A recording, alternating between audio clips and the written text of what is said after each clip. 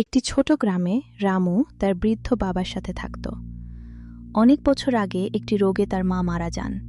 তার বাবা মাঠে দিনরাত পরিশ্রম করতেন, কিন্তু রামু সারাদিন অলসভাবে ঘুমিয়ে কাটাত।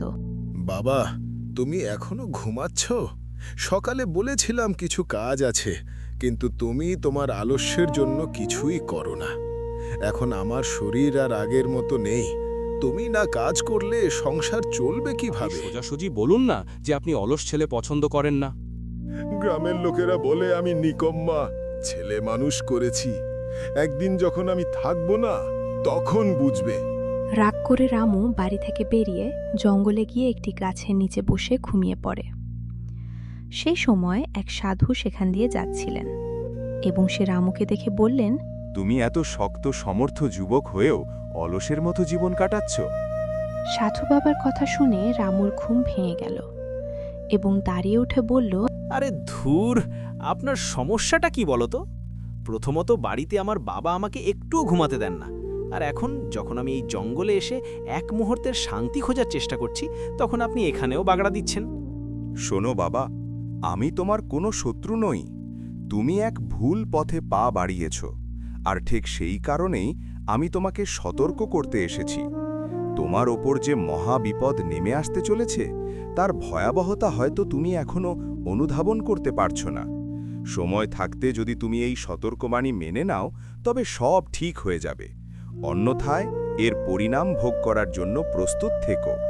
আরে যাও তো, সরো এখান থেকে। আমার পরিস্থিতি আমি নিজেই সামলে নেব। গ্রামের সবাই আমাকে দোষ দিচ্ছে, কেউ আমার পাশে দাঁড়াচ্ছে না, আর এখন তো তুমিও আমাকে ভয় দেখানোর কেসটা শুরু করেছ। বেশ, তবে বৎস, আমি এখন বিদায় নিচ্ছি, কিন্তু যাওয়ার আগে তোমাকে একটি বিষয় সতর্ক করে যাওয়া আমার কর্তব্য। তোমার মাথার উপর বিপদের এক বিশাল পাহাড় ঝুলছে, আর তা ভেঙে পড়তে খুব বেশি সময় লাগবে না। এই কথা বলে বাবা সেখান থেকে চলে গেলেন। ভানুর মনে ভয় দানা বাঁধতে শুরু করেছিল। বাবা তাকে ঠিক কী বোঝাতে চাইছেন তা সে কিছুতেই বুঝে উঠতে পারছিল না। রামু তার কথাটা গুরুত্ব না দিয়ে আবার ঘুমিয়ে পড়ে। দেখতে দেখতে সন্ধ্যা নেমে এলো। রামু বাড়ির দিকে রওনা দিল। রামু, বাবা, তুমি আজও কোনো কাজ পাওনি? খালি হাতে বাড়ি ফিরেছ? হায় ঈশ্বর, এই ছেলেটা আমাকে শান্তিতে মরতেও দেবে না। ওহ না বাবা, তুমি এমন কথা কেন বলছো? আমি কাজ খুঁজতে গিয়েছিলাম, কিন্তু শেঠজি আমাকে এমন কাজ দিচ্ছেন যা আমি সামলাতে পারবো না। তবে চিন্তা করবেন না, আমি কিছু একটা কাজ খুঁজে নেব। শুধু মরার কথা পরদিন বলো না। সকালে রামু বিছানা থেকে উঠে কাজের খোঁজে যায়। আবার সেই জঙ্গলে ফিরে যায় এবং কিভাবে সহজে কাজ পাওয়া যায় তা নিয়ে ভাবতে সময় কাটায়, এবং ক্লান্ত হয়ে সে আবার ঘুমিয়ে পড়ে। ভানু এখন প্রতিদিনই এটা করে।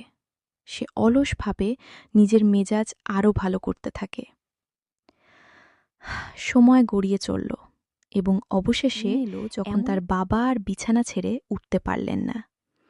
তার স্বাস্থ্যের অবস্থা অত্যন্ত শোচনীয় হয়ে উঠল।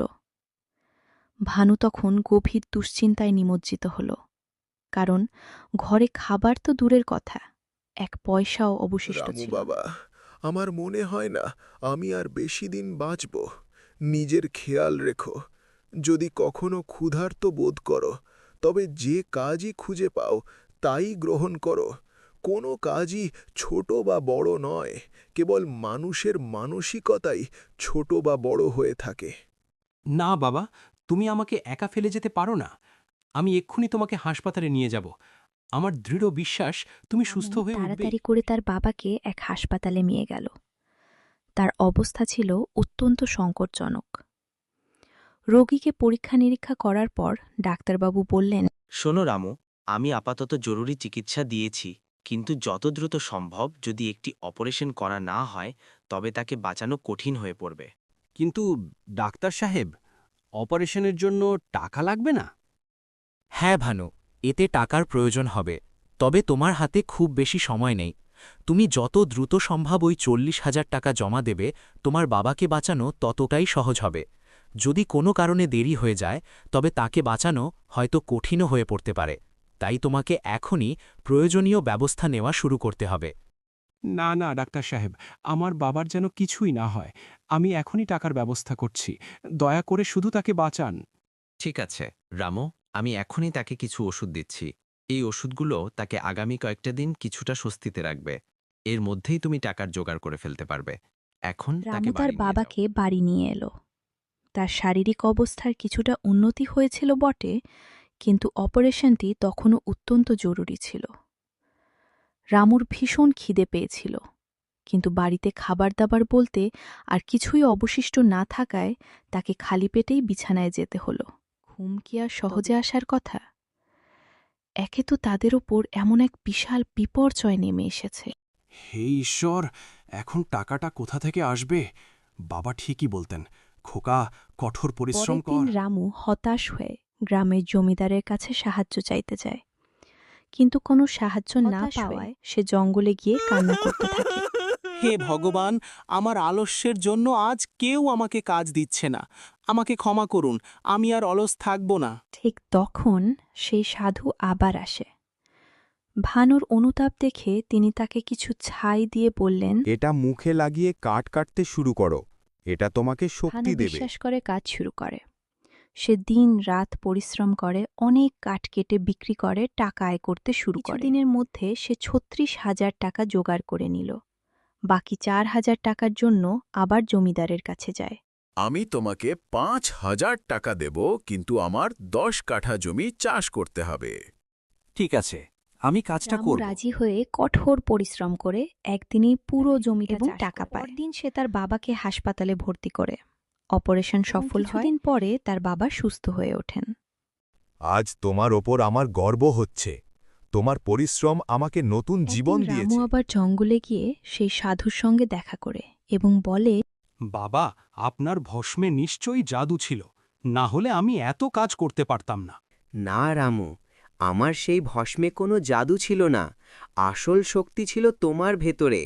আমি শুধু তোমার আত্মবিশ্বাস জাগিয়েছি। যদি মানুষ দীর্ঘ সংকল্প করে, তবে তাকে কেউ থামাতে পারে না। পরিশ্রম ও আত্মবিশ্বাসী সাফল্যের আসল চাবিকাঠি।